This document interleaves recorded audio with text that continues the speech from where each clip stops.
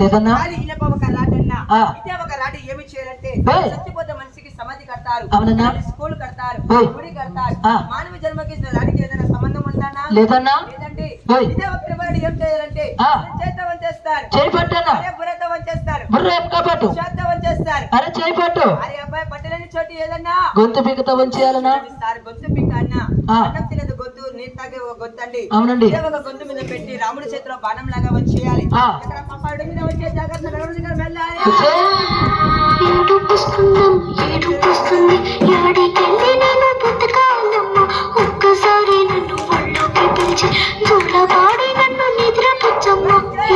చూసే సార్లు బడి పిల్లకాయలు టీచర్లు అందరికీ రెండు చేతులతో నమస్కారం.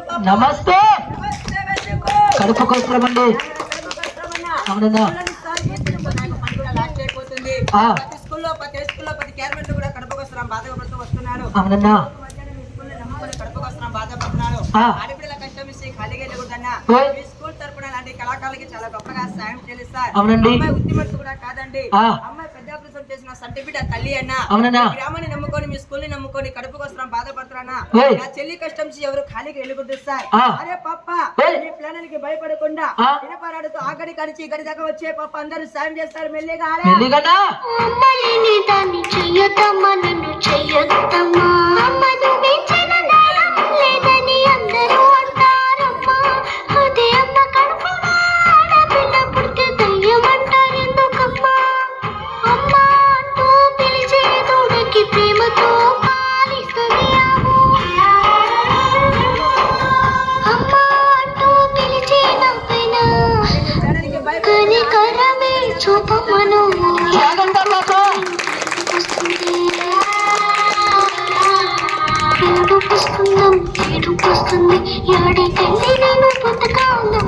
ఒక్కసారి నన్ను పాడి నన్ను నిద్ర పుచ్చమ్మ ఇళ్ళ గుట్టకమ్మ ఇళ్ళ గుట్టకు.